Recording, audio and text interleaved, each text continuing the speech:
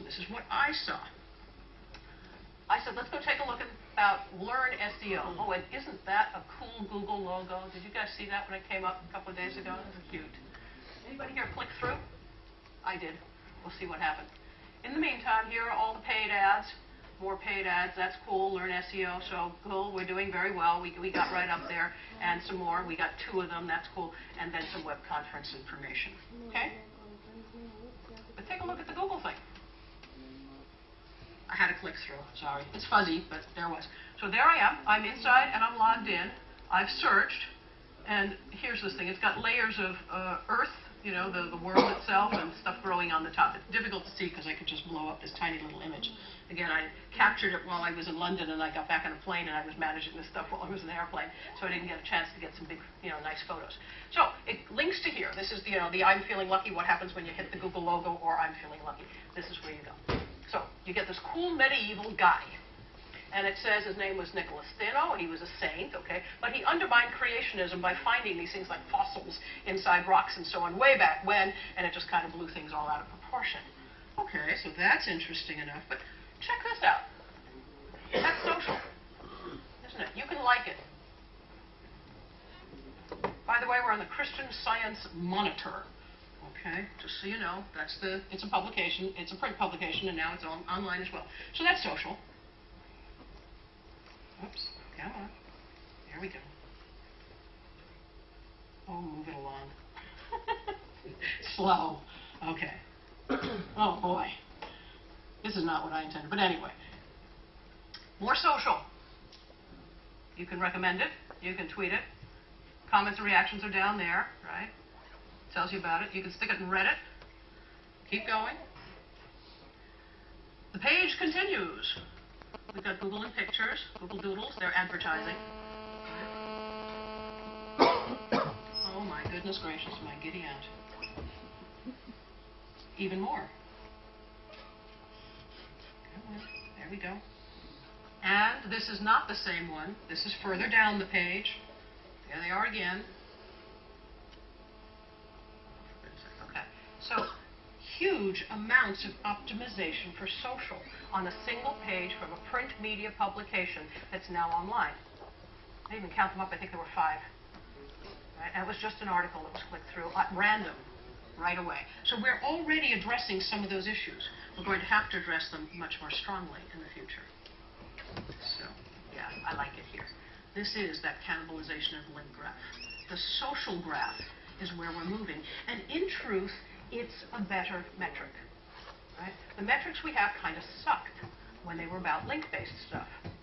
Because, again, unless your name is Rand Fishkin or Evan Fishkin, your mama doesn't link.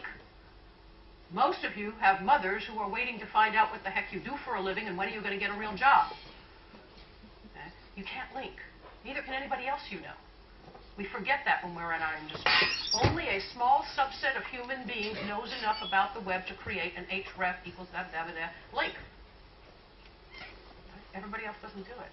Social metrics are better. It means it's easy for me to link. I just kind of click it and it goes. I can like it, I can link it, I can, you know, link to it, I can share it, right? I can do all kinds of stuff with words that I understand instead of creating links. Link metrics weren't very good. So as a result of most people not knowing how to link, it was a very small subset of humans who could do it, especially early on, right? In 2001, how many of you could link? But that's what they used, because the algorithm was as good as it could get. It was the best wisdom of the day. But very few people, whether they were trying to scam it or not, and there were certainly plenty of black hat players out there trying to scam it, but even those who were not, right, were the only folks who could do it, so they shot links over and away they went. We got better about it, and they got more complex about it, and all of that was fine, but it wasn't the same as knowing sentiment. Social media gives us sentiment. It tells me whether or not I like it or not. I hit like or not, right? It tells me the depth of engagement. It will tell me all kinds of things. It will also tell me recency. Okay? So when Michael Jackson died, Twitter carried the news around the world in under 1 minute, 22 seconds or something like that, 20-something seconds. Okay?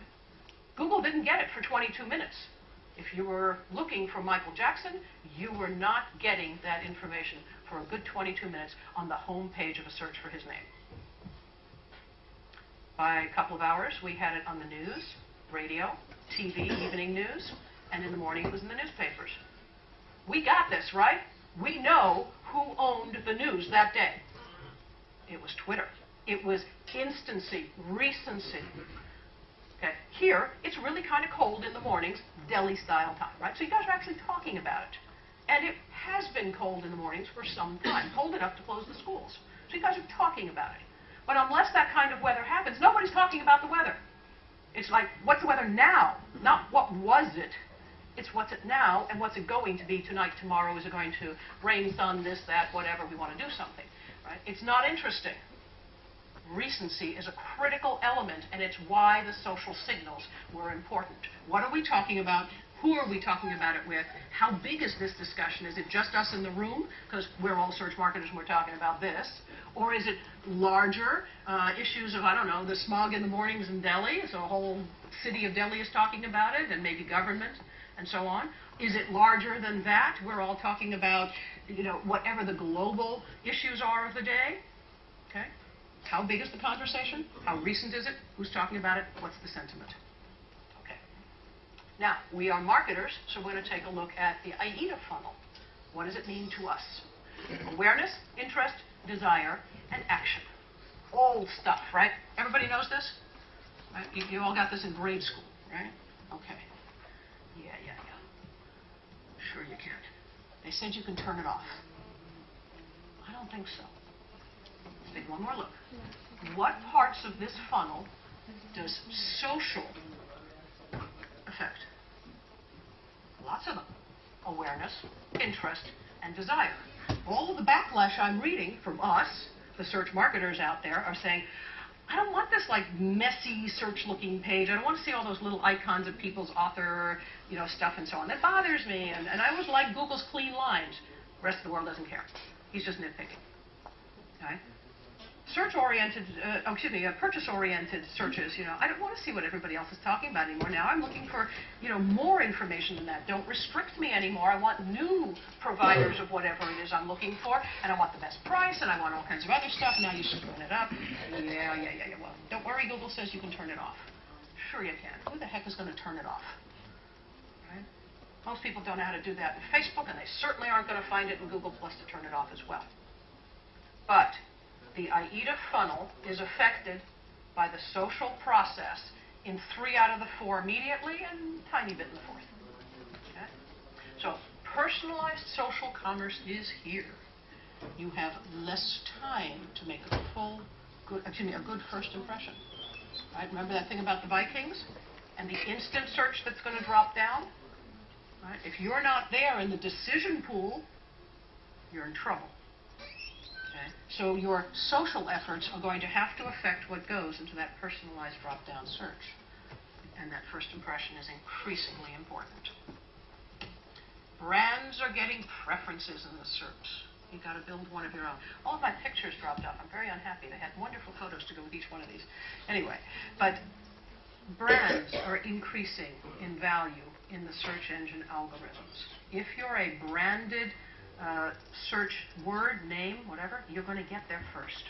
I'm looking for cars, things like BMW and Audi and Chevrolet and who knows what, depending on what's being sold wherever I live in the world today, is going to show up above anybody who's doing, I don't know, experimental stuff. Take a look at the takeaways. Build this brand community. Big time. So we have a large brand at SEO Moz, and you saw immediately in the SERPs, we got 2 out of the 3 first listings. Hot stuff. Okay? Big brands are winning out. We didn't do technical SEO efforts to make that happen.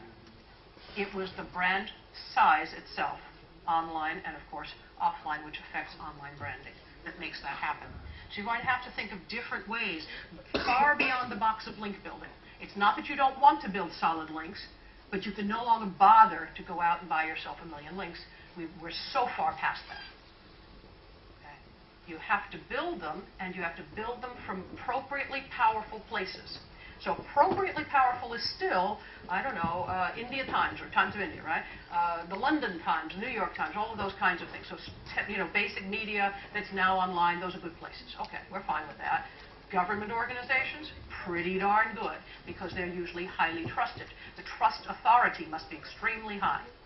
So look for what the concept is of trust authority. If you're not already reading that SEO Moz blog, go find it. It's free information. Just type in trust authority metric. Read about it and learn how that's going to affect wherever you're about to go get your links from. Okay? We also have tool sets around it, and you'll be able to play with them and so on and so forth. But there are lots of folks who have that kind of thing going on.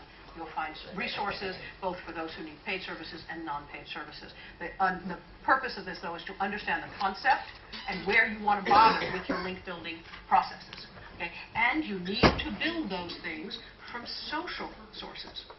So most social platforms have non-followed links, right?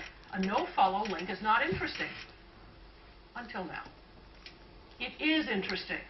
And again, if you look for that, if you just search it in Google and you say, no followed link value, you will see dozens of blog posts from very fine authors all around the world talking about the value of inbound links that are no followed from highly relevant social platforms.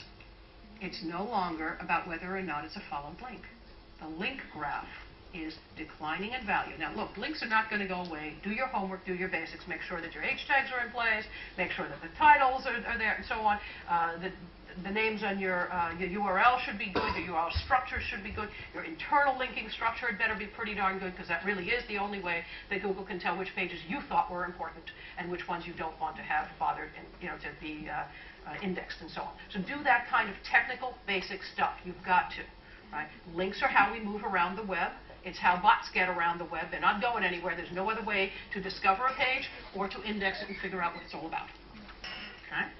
But the social graph means that you have to address the issues that will make you successful there so that you do show up in the search engine result pages now that social search is becoming more commonplace. Right? Google owns more than 80% of the global market in searches. You can't ignore them. And so goes Google, so goes the rest of them for now. This may not always be the case, but in 2012, that's what we'll be looking at.